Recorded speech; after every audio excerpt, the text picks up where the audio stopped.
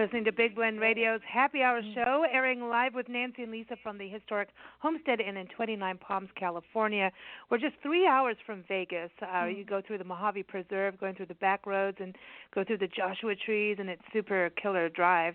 But Vegas was, as you know, it's our party place, man. It's where we go for music and shows, and it's also where the tragic shooting happened in October 2017. And you just heard Vegas Blue, and this is a title track from the new album out by Brian Tarquin. And Brian Tarquin, Emmy Award-winning, Billboard charting guitarist. He's a composer and engineer, and he put this album on just to really, honor the victims, keep them in the forefront for all of us. And you can go get the album out now through Google Play, iTunes, Spotify. He's got a bunch of good friends on there. I mean, you heard the musicianship. It's awesome. It's awesome. And I encourage you to go to his website, briantarquin.com. So, Brian, welcome to the show. How are you doing?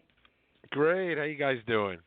Doing good. Doing good. I know it's our happy hour show, but I'm really, so we don't normally talk about shootings on happy hour shows. And but the reality is, I'm really happy you did this album because I think it's something we can't just forget about. Even as a pandemic, we're all dealing with this shut-in, but we can't forget about it, and it affected the music community as well at large. And I think right now the music community is feeling a lot of pain, Oh yeah, so I really think so. appreciate From that, yeah. So it's a tough time for everybody. So.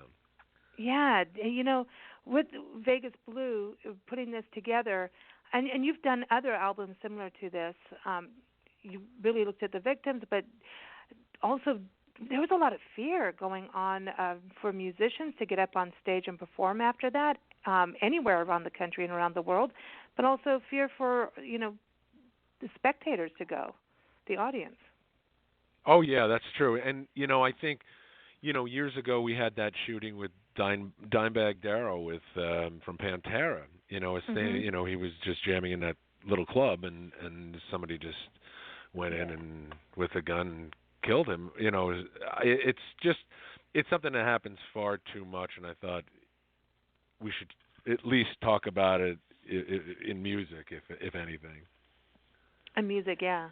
And the album, to me, when you listen to me, that's why I say I love to, listen to the albums, from the beginning to the end. And I think, especially with this, I know people can stream and buy single tracks and all that, but you kind of take us on this journey. For me, my own feeling is you go on this journey of almost taking us back there, but also moving forward and going through all the emotions. And when someone's gone through something horrific, like a shooting and lost loved ones, there's a lot of post-traumatic stress disorder that happens. There's moving forward. Do you want to move forward? So there's a lot of emotion in this album. Oh, good. I'm glad you felt that. I'm glad you listened to the whole thing. Today everybody just seems to stream so quickly that they go through tracks so fast that I wonder if it gets through to anybody, in the kind of age that we live in when everybody's attention span is so little. So, and I tried to make it a story. I tried to bring us around and see the from the victim's point of view. So even with this song that I'm a very visual person, so I have to close my eyes and I could paint. I want to do this experiment where you hear music for the first time, not something you've heard over and over again, and you paint exactly what you're hearing. And I don't know how, need a lot of paper or a big canvas or walls. I'd like to paint on walls, And this paint, and I kind of feel like going one instrument at a time and separate it out. So here's the bass guitar, here's the lead guitar, here's the drums, and you paint just those, like do one instrument through the whole thing, then come back and do the second one and the third one and see what happens. Yeah, it's true. It's funny because, with MTV, when that came, it's kind of ruined your whole perception of what you thought the song was about or what you painted that picture or that story in your head previous, and now I don't even know if we have MTV anymore or videos, but it's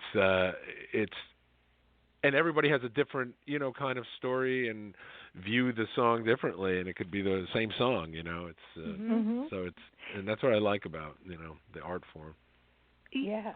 Well, it's true because you listen to your music, you go on this journey, and Yeah. I love the dynamics in your music. It's just it's like you've thought about every note, you feel every note, and you've got a stellar lineup. Tell us about who's on the album.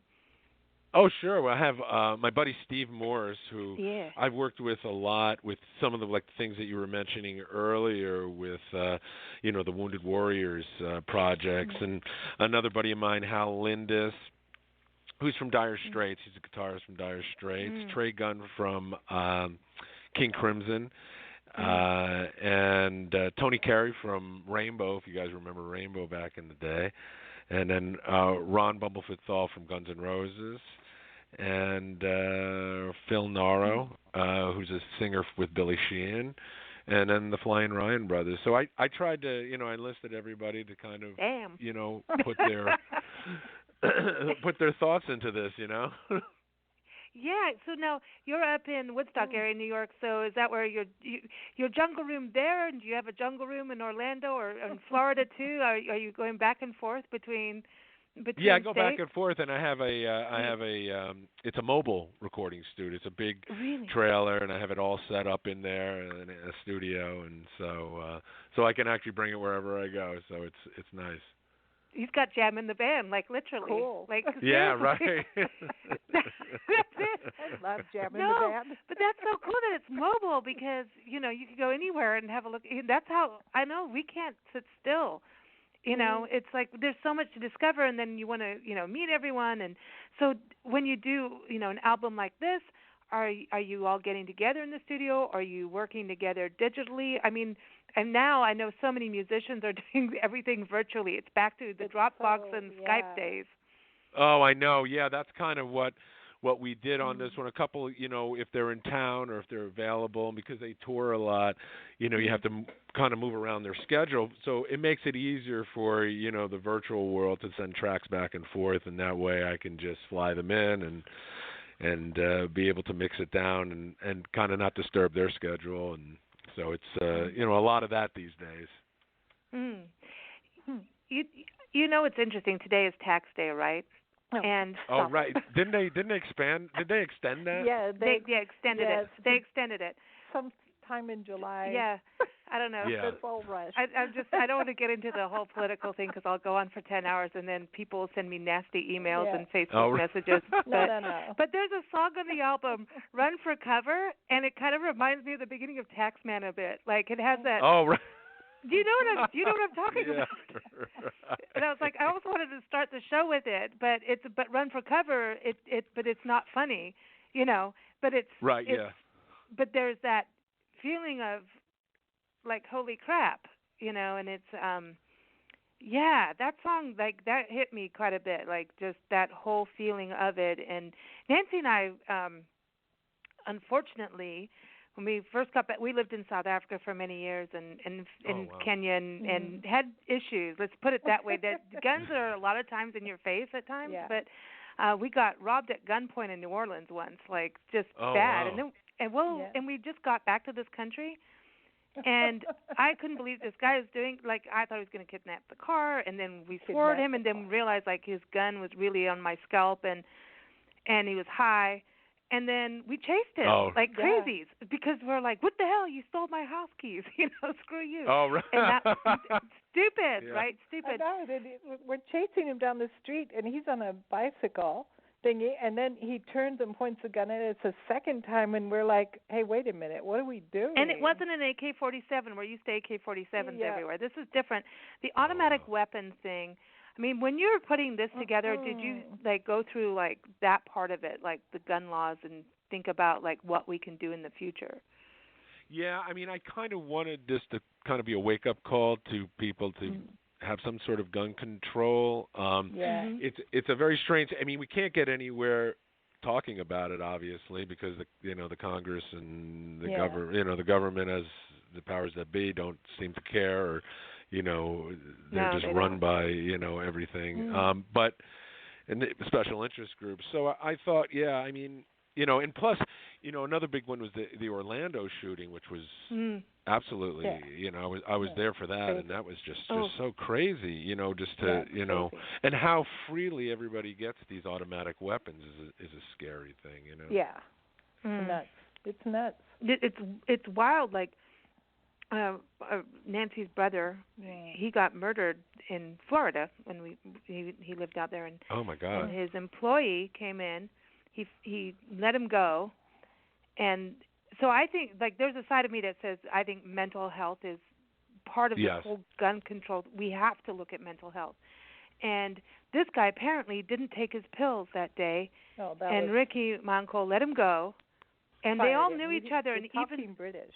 Oh, sorry. Anyway, they all lived on the same street. Ricky, my uncle, and the guy, and then another guy that was working there, and he was a champion gymnast and surfer and cool guy, and built all this gym equipment. And so he fired him, and then next thing you know, the guy walked back in and shot him and the other guy that worked with him. They were all good friends. Just shot him, like spray bulleted them to death, both of them. Wow. And it's all in their back, killed them. It was the largest industrial shooting in the country. And we found out about it in California watching TV on the news. And it was like, that's how, it wasn't, even our families didn't know it was on the news. It was that, like, boom, And it was like, was it a workplace? It was yes, workplace? the largest industrial workplace shooting in the country at that time. This was about, I'm going to say, it was when we started the magazine about 20 years ago. And it was so shocking to see my uncle going, I mean, especially for Nancy, being put in an ambulance, and that's his body, and it's like, this guy had this gun and was able to do it, and just because his men, and then he kidnapped his kid, and America's Most Wanted caught this son of a gun and put it in Mexico. Yeah. It's crazy. Wow. Like, this whole thing is crazy. And so when, especially listening to your album, you talk, the song Forgiveness, and there's like, how do you move forward? And I feel like your album has that dark place you go, and there's anger. You get really angry, you get pissed off, emotional, and then you turn around and you go, you can't stay there. You have to move forward. And I feel like your album has a lot of that, of moving forward, and we do need to also move forward emotionally when you go through that situation, the victims and then the families of the victims, then you have to move forward and not let this happen again. So I feel like your album is that. And that's the important thing, is kind of remember it so it doesn't happen again, and make sure people understand that and remember, and somehow get to the lawmakers, because it can't go like this forever. It's crazy, because after the school shooting in Florida, Rick Scott, the governor at the time, what he did was he banned those, I guess those butt gun that makes it automatic. A regular gun, but then he had the NRA sue him because he did that. And you see, no matter what step you go, the people are going to scream that you're taking their rights away and so forth. But there's nothing in the Constitution that says that you can have an automatic weapon and run around with it, killing people. So I mean, it's just it's a strange thing. The name of the organization is National Rifle, not automatic weapon. It's a rifle. And that was meant for target shooting, and if you have to hunt for the pot.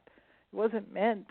Or someone come on your property. It wasn't meant, that was not meant to defend every kind of weapon that a person can get their hands on, because you can get your hands on weapons too easy in this country. Way, way too easy.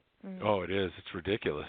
And it's crazy. There doesn't seem to be any kind of pushback with any, even the people that are for gun control in the government don't really push back much on all of this. I guess they're controlled by the NRA, or they get a lot of money from these people. So and you don't know, because the NRA doesn't have to say who they gave what to, campaign contributions, that and the Humane Society. So that's the weirdest thing. When that law came around, I remember it's like, they don't have to let everybody know, and I'm like, what is this? And some corporations do. I'm like, what?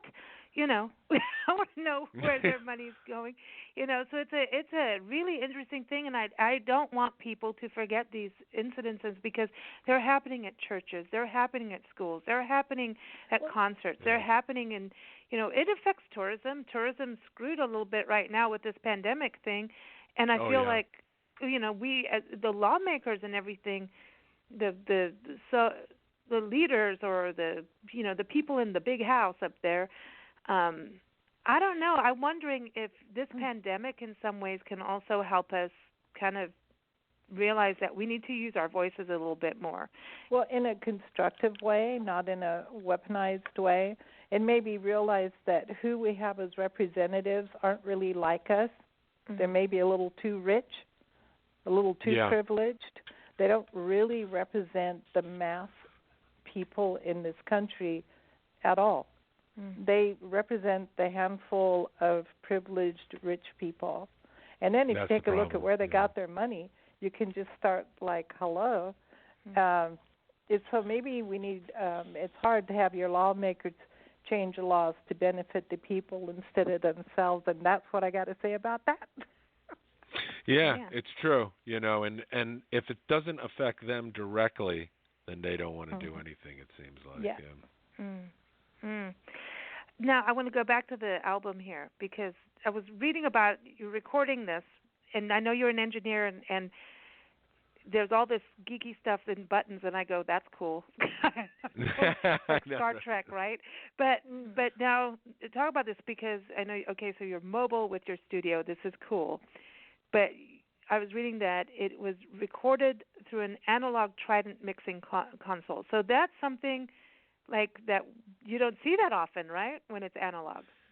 No, I mean, everybody went to digital, right? So everybody does it. They can do it on their laptop. They can do it on that. And I still, record like we did back in the day on all those great classic records to get the sound, and that's kind of, probably why I mention it and stuff, because it's not, you don't see that very often anymore because, I guess it's just easier, obviously, with technology and everything to have it in a, in a laptop or a computer and stuff. But, I like the sound of the drums and everything and certain instruments on it, and then I use the best of both worlds with digital as well. So that's kind of what I like doing that. Yeah, I mean the digital thing is easier in a way, but I can see where the element of fun goes away a little bit. I don't know. It depends on who you are. Yeah, that interaction, Yeah, who's playing the sax? Or is that a digitally sampled part? There's a sax. Oh no, that's a real sax. That's a real sax. It's badass. Yeah, he's all real. Yeah, he's great. I love him. He's a guy in Florida named Don Black, and he's just a great sax player.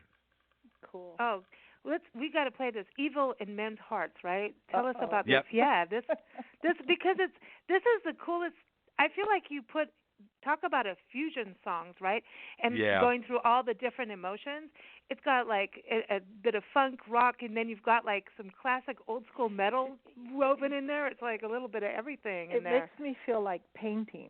I know. You're going to sit here all night and go, I want to paint now. I know. That's cool. That's cool. Can we play that? Are you cool with that? We'll play cool. That's great. Okay, Absolutely. Everybody take a listen. And again, Vegas Blue is out now through iTunes, Google Play, Spotify.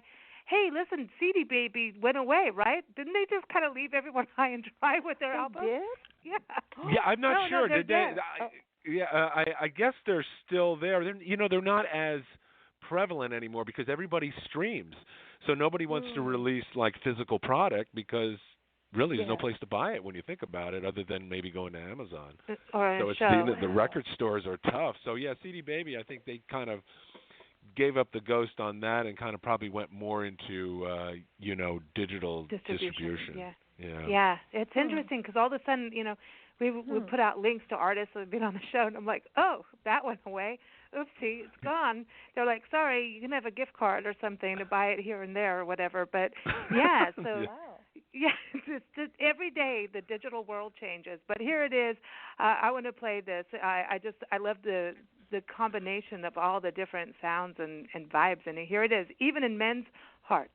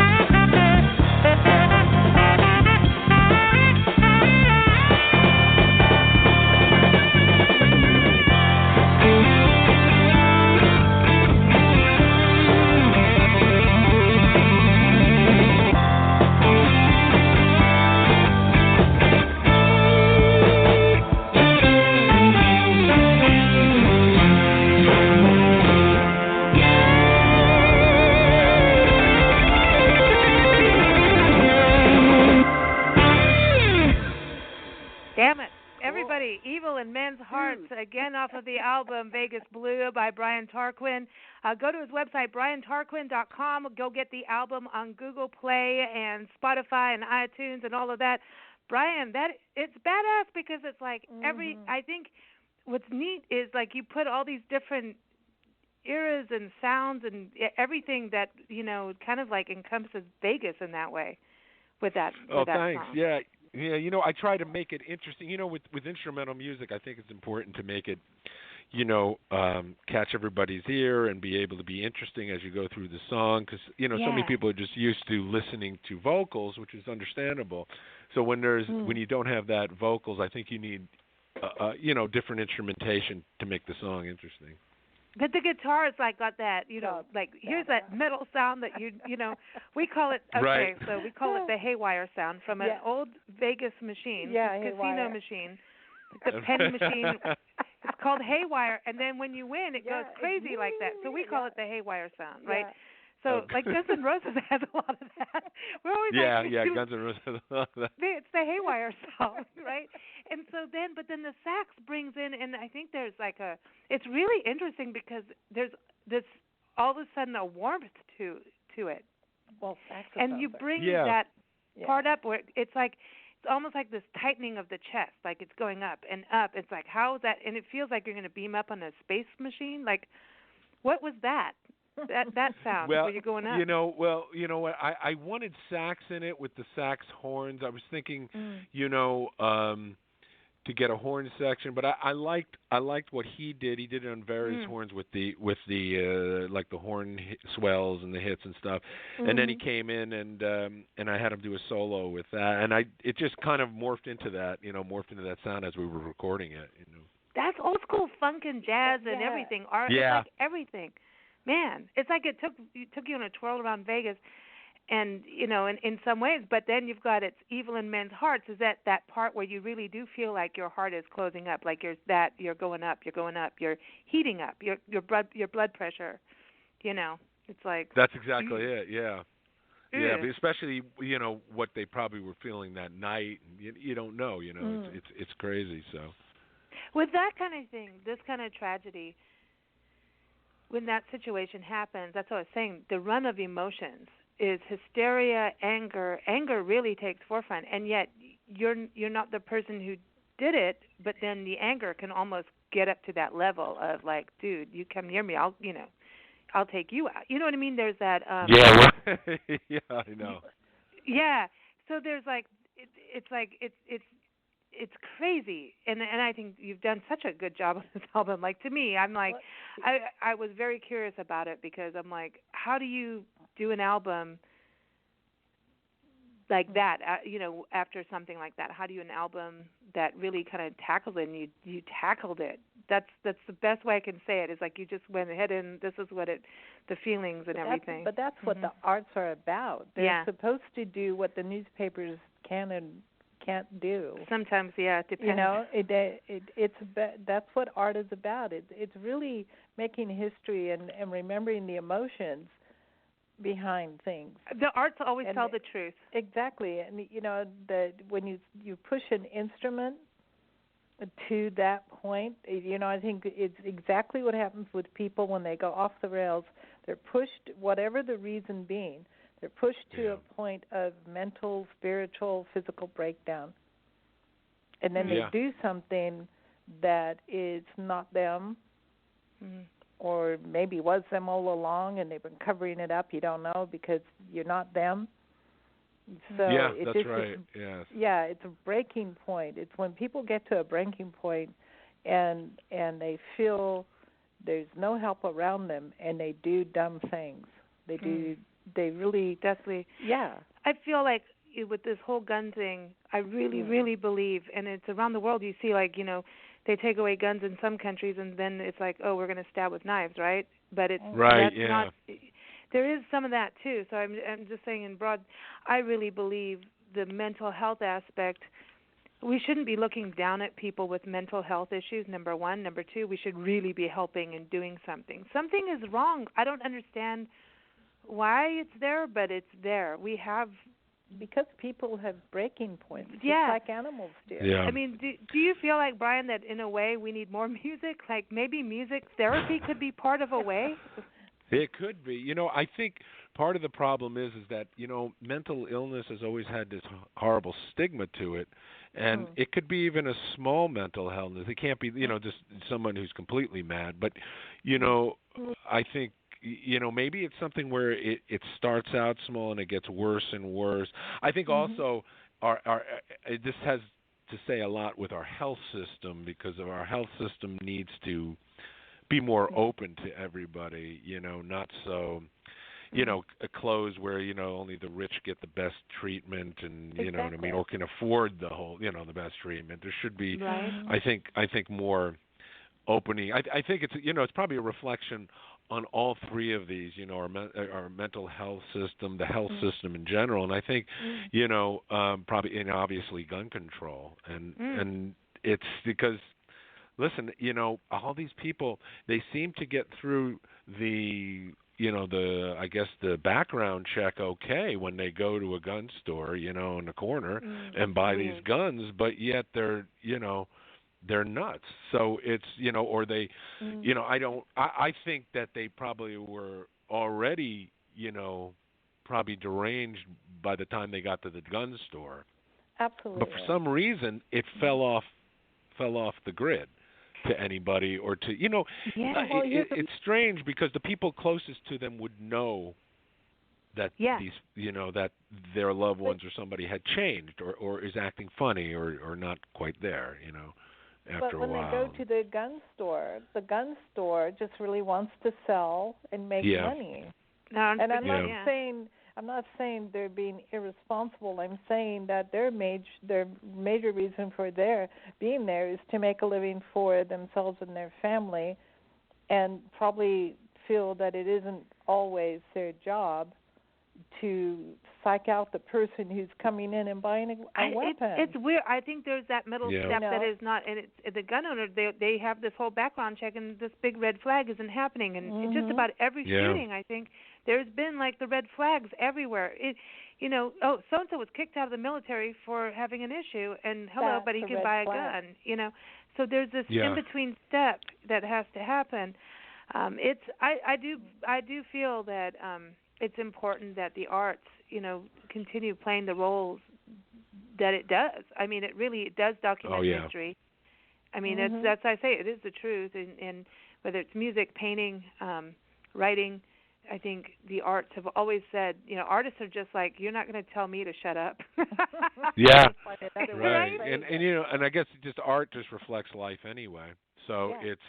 And I think, I think a part of this whole thing is like, it's true, they just want to sell guns, but I think maybe the system that they're working with just doesn't work. They're doing the background check, it's okay, and they sell the gun, and from, their standpoint, they've done everything. But I think the background check itself, there's flawed, obviously, and just by the simple fact that how many people that have bought guns and gone in, and especially with this Las Vegas thing, it was like the guy was bringing in like 50 guns. I mean, do you think that somebody would have asked him, like, or would have inquired why you bring? Even I know they were in cases and bags, but somebody would inquire, like, why does this guy have 50 guns he keeps bringing into his hotel room? So I don't know. Crazy. Wow. It's wild. It's wild.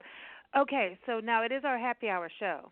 While we talk about guns and death and sad things, but I want to change our question. Our happy hour question, and I'm not playing the bell. The happy hour bell, I need a new bell, Nancy.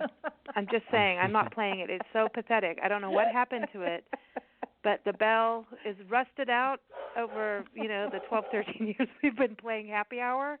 Something happened to it. So it's not happening. I'm just retiring it. But the thing is, it's a happy hour tradition is if you could spend happy hour with anyone alive or passed on, who would it be?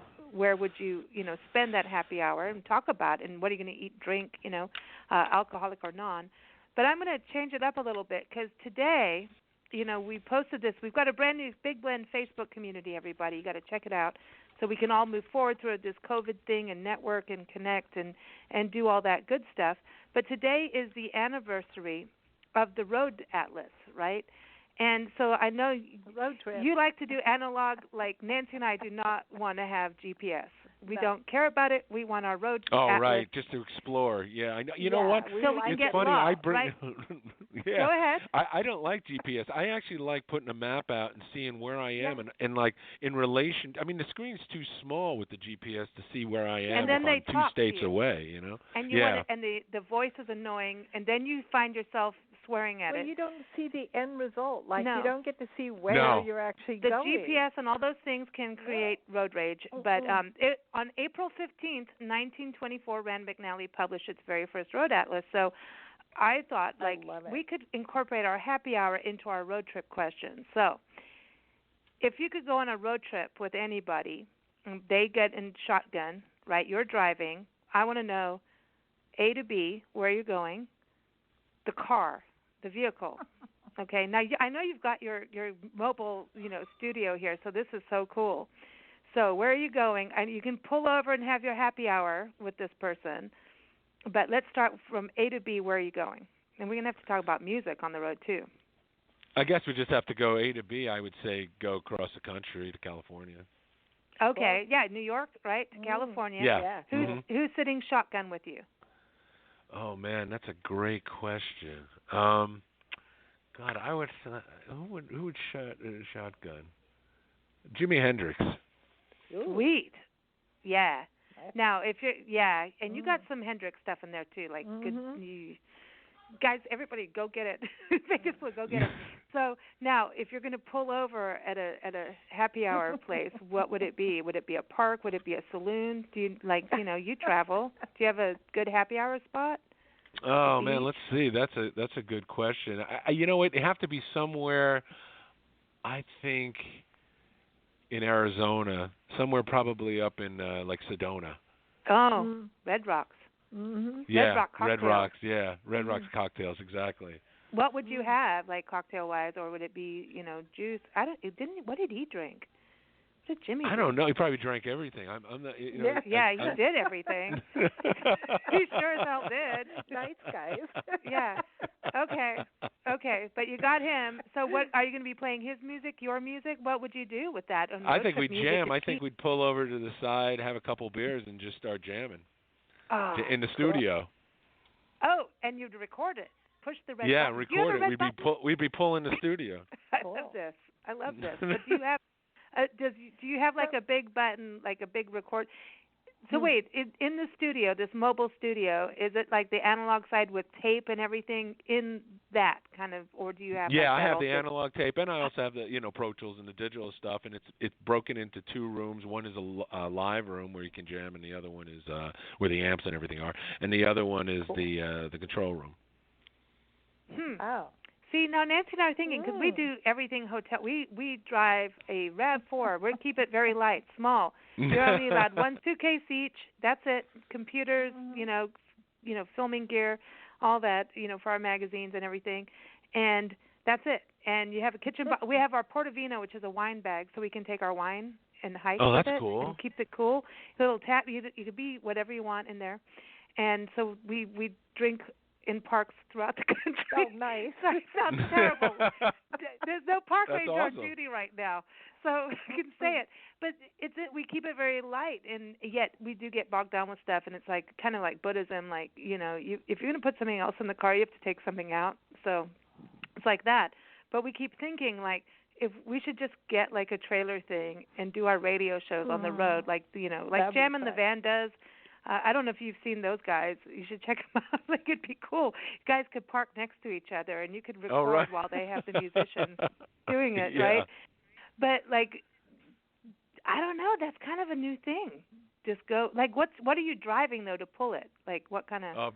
It would have to be some sort of a big truck, pickup truck or something. Right on. See, then you got a convoy. I know she's got. Right. You have a convoy and go out to the desert and just jam.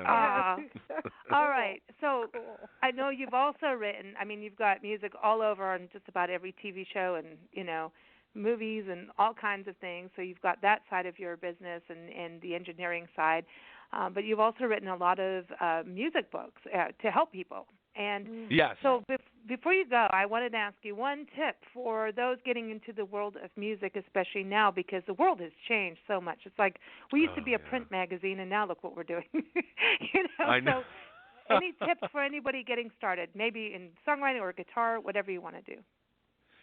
Stay to your dream and just stay, I'd say stay focused and also, be original. Kind of don't follow the crowd. I know it's easy to, and a lot of people get involved with, I guess different arts and entertainment because I think there's a lot of money in it. But that's not the reason to do it. The reason to do it is you got to follow your dream, and it's like a passion. It's like a calling. It's like being a priest. When you do this stuff. I agree. Yep. Thank you so much for joining us. It's been a true pleasure, and we really respect the album. It is really great. Thank you so much. Thank you for joining us. We're going to close with, do you have a special one that you want us to play? I was going to either do Forgiveness. It's really hard to choose when you like a whole album. Yeah, I know. It's tough. I guess whatever you feel. Distant Light I always liked as well, so that was, okay, let's do that. It starts and closes. The whole album starts and closes. The second one at the end of the album is with vocals. The first one is instrumental. And now that I see everything queued up, we're going to take our pick because we don't know which one is which now. Okay. Yeah, whatever you feel. Yeah, here it is. Everybody, check it out. Distant Light. Thanks so much, Brian. You take care. Thank you. Take care. Thank you. Everybody, thanks to the National Parks Arts Foundation again for sponsoring today's show. NationalParksArtsFoundation.org is a website to go to become an artist in residence in a park for a month. It's so cool. Check it out. Awesome. And That's here great. it is. I love parks. You should do it, dude. Seriously. They have a whole music thing for Hawaii Volcanoes National Park. And you have your own house with a recording studio, right? Oh, how seriously. Cool. Overlooking the ocean. It's a 6-room house. And you're right there. I'm just saying, dry tortugas. You go to Florida. I'm just saying, it's the coolest. I will send you that. Everyone, NationalParksArtsFoundation.org. Yeah, please do. I will, for sure, get you connected there. And everyone, again, keep up with Brian at BrianTarquin.com or he's on Facebook as well with his heavy friends. He's got badass heavy friends there, so check him out there. And also, again, the album Vegas Blue is on Google Play, Spotify, and iTunes as well. So here it is. We're going to play Distant Light. Take care. Thank you.